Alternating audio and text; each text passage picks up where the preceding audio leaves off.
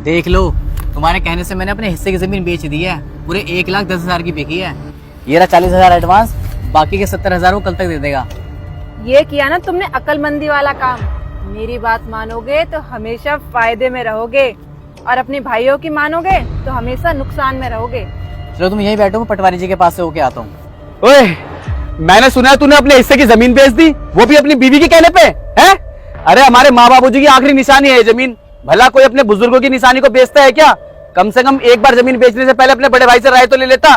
अब तू मुझे ये बता, ये जमीन बेच के तू जाएगा कहाँ? इसकी फिक्र करने की आपको जरूरत नहीं है जेठ जी।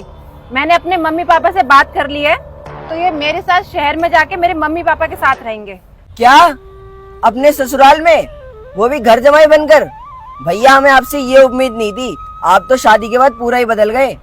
देख छोटे, मेरी बात सुन। तुम तो चुप ही रहो, मुझे बात करने दो। और हाँ, क्या दिक्कत है घर जमाई बनने में? वैसे भी ना मेरे पापा ने इनकी नौकरी की बात कर ली है, वो भी बड़ी कंपनी में। 20,000 रुपए महीना कमाएंगे और ऐश की जिंदगी जिएंगे। कम से कम तुम लोगों की तरह खेत में काम करके सड़ेंगे तो नहीं। और वैसे भी इस गांव में रखा क्या है, ना स्कूल है ना कोई सुख सुविधा है। जरा देखो उन बच्चों को कैसे धूप में खेल रहे हैं। कल को अगर हमारे बच्चे भी होंगे ना, उन्हीं की तरह बिगड़ जाएंगे। अरे ये क्या कह रही हो भाभी आप? छोटे तू चुप कर, रहने दे। चला खेतों में पानी देना, चल। अरे लेकिन भैया। अरे चलना यार, कोई दिक्कत नहीं है। हाँ भाई, हम तो छोटे लोग हैं, तुम लोग हमारे साथ रहोगे तो छोटे बन जाओगे, ठीक है? जाओ, तुम्हें जहां जाना है जाओ। शहर जाना चाहते हो ना, चले जाओ हमेशा के लिए। हमें माफ करो, चल।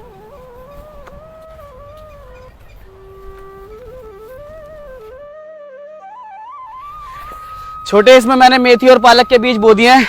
ला, ये काम मैं कर लूंगा, तू इंजन चला के आ जा। अरे भैया,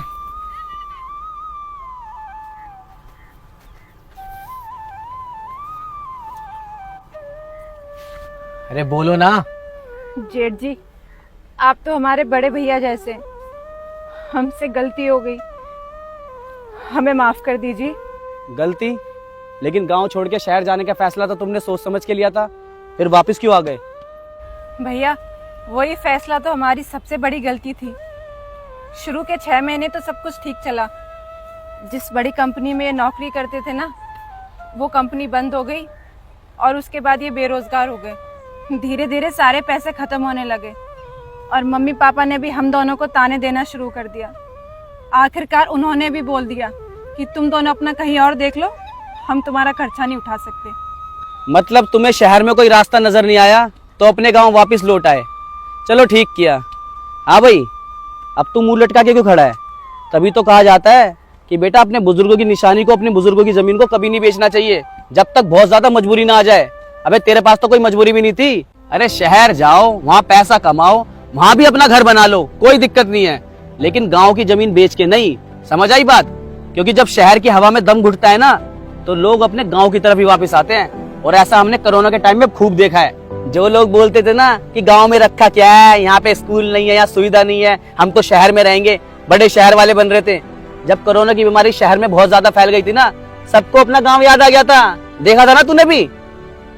चल ठीक है, अब मुंह लटका के ऐसे खड़े मत रहो। जा छोटे, भैया भाभी को ले जा अपने, ठंडा पानी पिलाइयो और थोड़ा खाने का इंतजाम कर दे। मैं अभी आ रहा हूँ थोड़ा सा काम करके। जा।